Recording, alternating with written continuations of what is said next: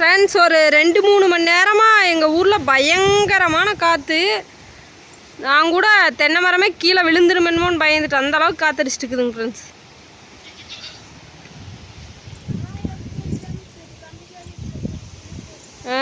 இங்கே பாருங்க, வீடே ஒரே அலங்கோலமாகி போச்சு. காலையிலேருந்து நானும் ஊட்டுன்னு கூட்டி வலின்னு வலிச்சு பார்த்தா வீட்டை பாருங்க என்ன கதியாகி கிடக்குதுன்னு காற்றடிச்சு நிற்கவே மாட்டேங்குதுங்க ஃப்ரெண்ட்ஸ். இங்கே பாருங்க, நானும் நிற்க ஆனால் சுத்தமாக கூட்டி கஷ்டப்பட்டு வலிச்சு இன்னைக்கு விட்டா இந்த காற்று பண்ண வேலை பாருங்கள் எதாவது எங்கெங்கே தள்ளி இருக்குதுன்னு. இந்த மாதிரி காற்று நம்ம பார்த்ததே இல்லை.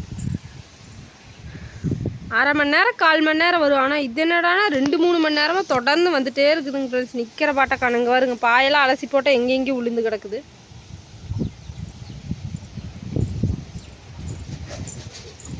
தென்னை மரம் ஆடுறத பார்த்தா அதை விட பயமாக இருக்குது. சும்மாவே எனக்கு காற்றுனாவே அவ்வளோ பயம். அது இந்த மாதிரி காற்றடிச்சிட்டு இருக்குது.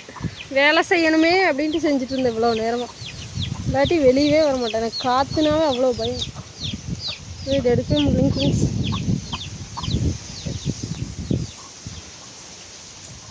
குப்பை மேடு மாதிரி இருக்குது. இது வீடா இல்லை குப்பை மேடான்னு தெரியல. ஓஹோ,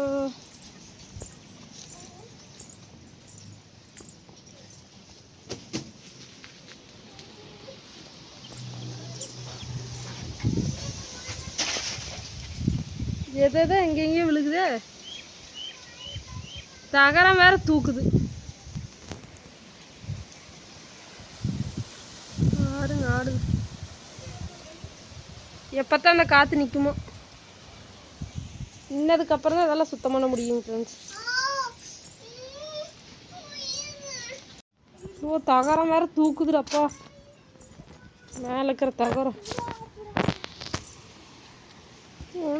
சட்டை நட்டிக்குதுங்க ஃப்ரெண்ட்ஸ். இந்த தகரமெல்லாம் ஒவ்வொன்று தூக்குது. நட்டு வந்து கழுறுச்சாட்டுக்குது. உள்ள போகிற இப்போ சட்டன்னு காற்று வடியும்.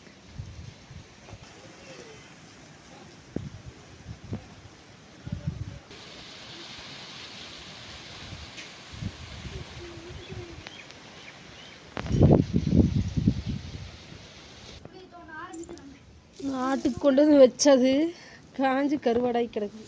வந்து கிழிஞ்சிச்சு. முதல்லையே வாசல் அலங்கோலமாக இருக்குது. இதில் இவ்வளோ காற்றடிச்சுங்க பாருங்க. பாருங்க காற்று. அதை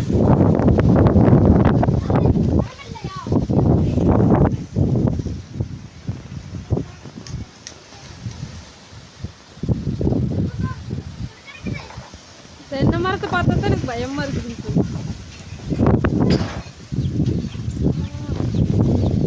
எல்லாமே சுற்றியும் செடி கொடியாக இருந்தனால ரொம்ப அப்படியே பயங்கரமாக இருக்கிற மாதிரி இருக்குது.